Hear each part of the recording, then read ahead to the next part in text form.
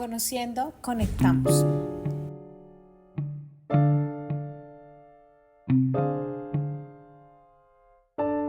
En este episodio quiero hablar de esa intrínseca y privada parte de nuestra mente, inaccesible al mundo y diferente de interpretar en cada ser humano, esa a la que llamamos memoria. Pero antes quiero preguntar a quién más le pasa como a mí que cree tener mala memoria.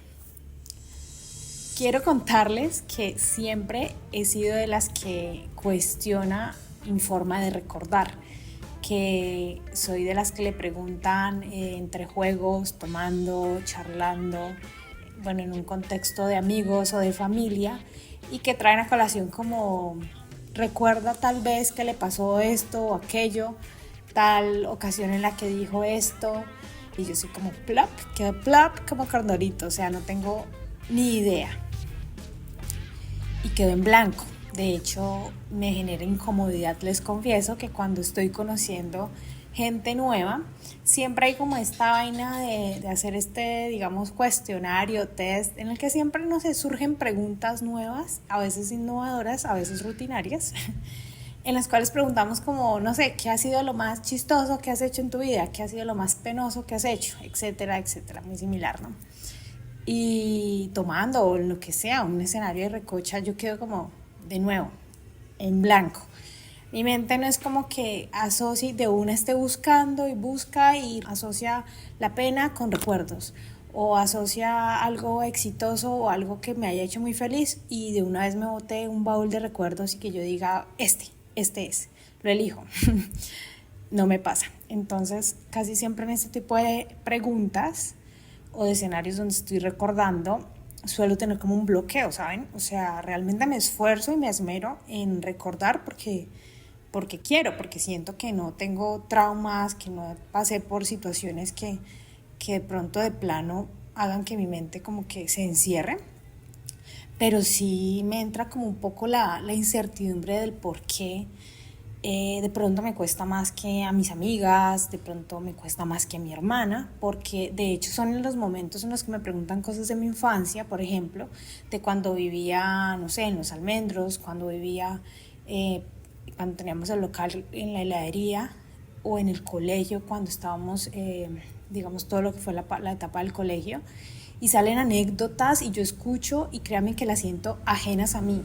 Es como que me contaran algo de alguien más, pero que indudablemente sé que es mío por los detalles, por el contexto, porque sé que hice parte de eso a pesar de que yo no lo sienta como mío, ¿sí? Es como lo recreo en mi mente cuando me lo están contando y digo, ve, hice eso, dije esto, y para mí es sorprendente. Y cuando veo fotos es cuando yo más siento propio ese recuerdo, y de hecho por eso soy como de las obsesivas de que trata de tomar fotos de muchas cosas, porque siento que es una manera en la que suelo asociar más fácil esos recuerdos, obviamente, que de pronto tratando yo de recordar algún detalle o algo o alguna fecha o algo específico, no.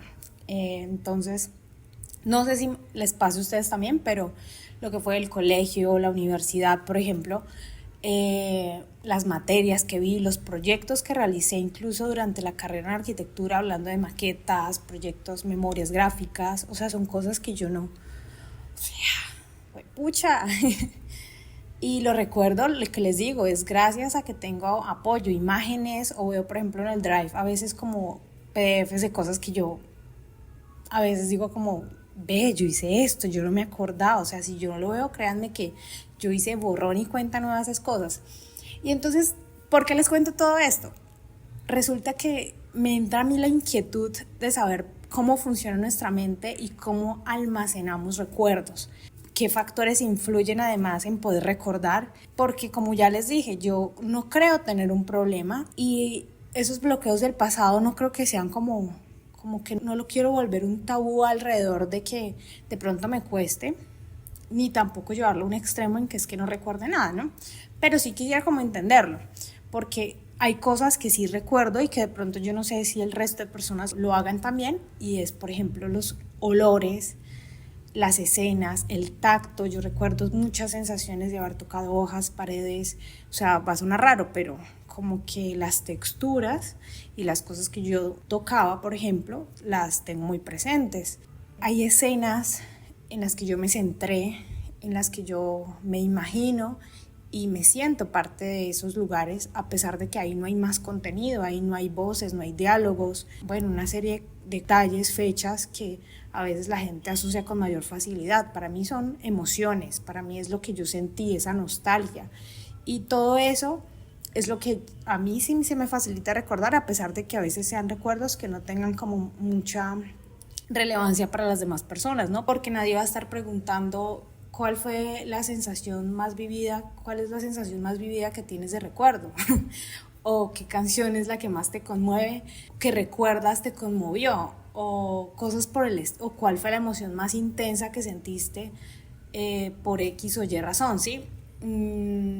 Creo que ese tipo de cosas no se hablan tan seguido, no se frecuentan porque tal vez no todos tenemos una manera de asociar y de almacenar los recuerdos igual, ¿no? Entonces, aquí les estoy como contando a modo de anécdota y de experiencia cómo funciona en mí, pero pues de todo esto sale la pregunta básicamente de cuál es ese proceso que hay detrás, ¿no? O qué aspectos inciden en poder almacenar nuestros recuerdos.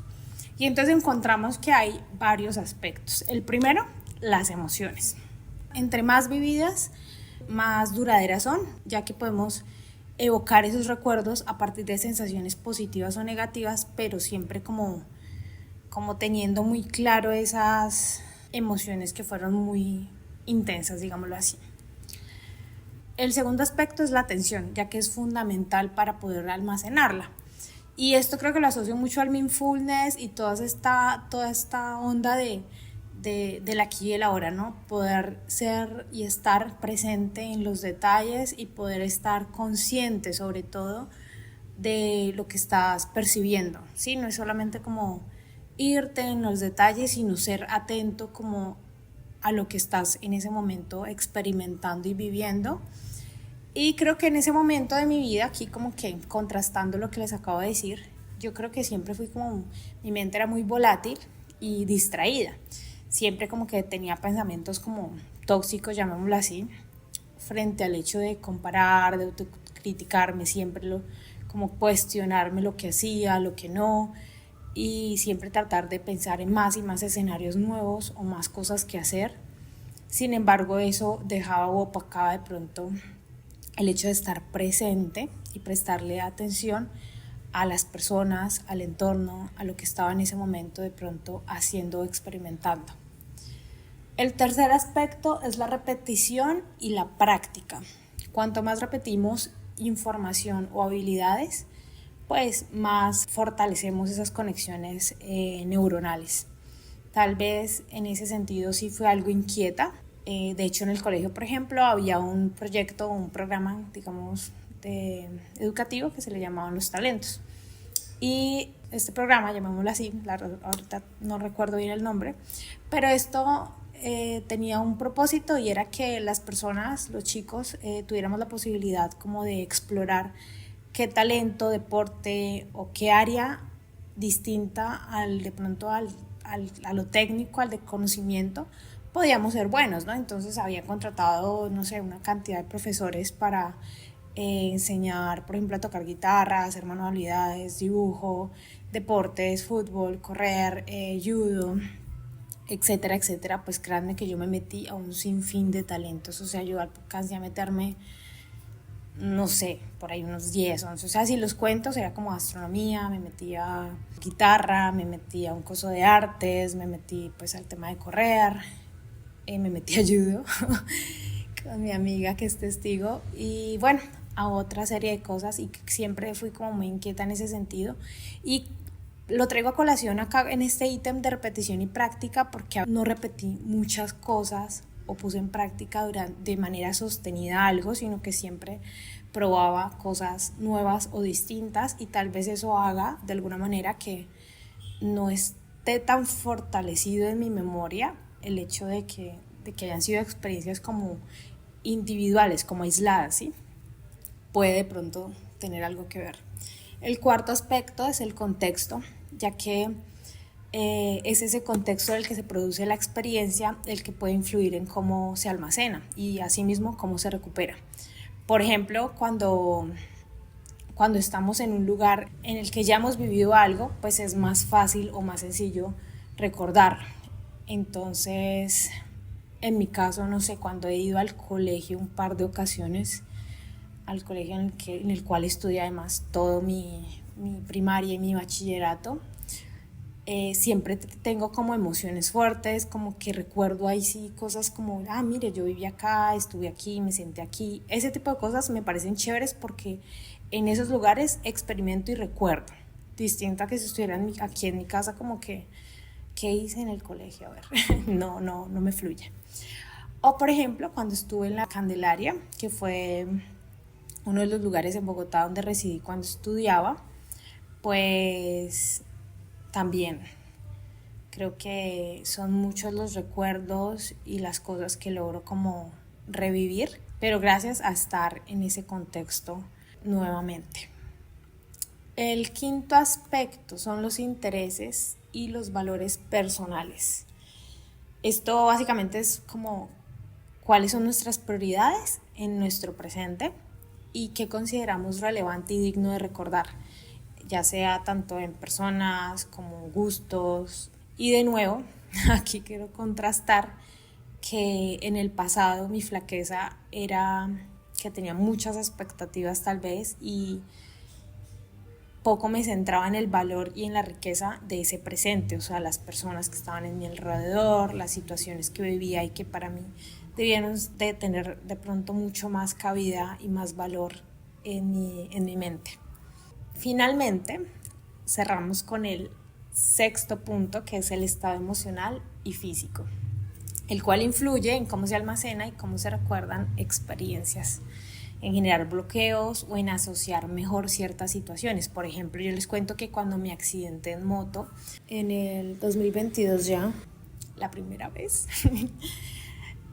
todo lo que pasé físicamente en ese momento, que fue, digamos, que más que traumático, fue una situación que físicamente me limitó, etcétera. Experimenté muchas cosas alrededor de ese accidente, pero a lo que voy es que hoy día me permite más fácilmente asociar ese momento de mi vida, ¿sí? Entonces como que yo ya sé que el 2022 fue el año de ese accidente y asocio más fácilmente todo lo que hice ese año gracias a las cosas, limitaciones, pero también fortalezas que adquirí a raíz de esa situación. Entonces creo que el estado emocional y físico también inciden, porque ahorita, por ejemplo, en que estoy viviendo con una serie de como incomodidades en mi pie, pues yo sé que eso también va a ser algo que me ayuda a tener presente o marca un antes y un después de pronto en mi cronología, y ya eso es bastante, ya eso hace que sea más fácil asociar ciertas situaciones o experiencias de mi vida. Por otra parte, en el ámbito emocional, pues en el colegio fui más voluble, más sensible y un poco menos racional, lo cual creo que me llevó a vivir emociones más intensas y a restarle atención a lo que estaba experimentando, ¿sí? De pronto que sentía yo a veces unas emociones tan intensas, tan fuertes, que era como centrar mi atención en eso que estaba sintiendo y percibiendo, pero un cientos por ciento, que de pronto todo el resto quedaba como minimizado y yo sin darme cuenta estaba estimulando eso en mi memoria, en mi mente, ¿no? Como que mi mente decía, esto es lo que más le interesa a esta chica, pues esto va a quedar. Y curioso porque esta parte emocional, que es en la que más he caído en cuenta que ha afectado en mi memoria, digámoslo así, me hace indagar un poco más. Y según el estudio Emotional Arousal and Memory Binding, cuando experimentamos emociones intensas, nuestra atención tiende a enfocarse en detalles específicos, lo que puede llevar a una mayor codificación y almacenamiento de estos detalles gracias a esas emociones vividas en nuestra memoria. A su vez, esto aumenta la probabilidad de recordar detalles o experiencias cuando estamos en un estado emocional similar al que fue consolidado en nuestra memoria, que básicamente es lo que les acabo de mencionar, de cómo yo asocio a veces más las emociones, aunque es que ya no lo hago igual, entonces como que no lo recuerdo con tanta facilidad, pero sí incide experimentar esos estados y darse cuenta que a través de eso evocamos esos recuerdos de los momentos en los que hemos estado así, ¿no?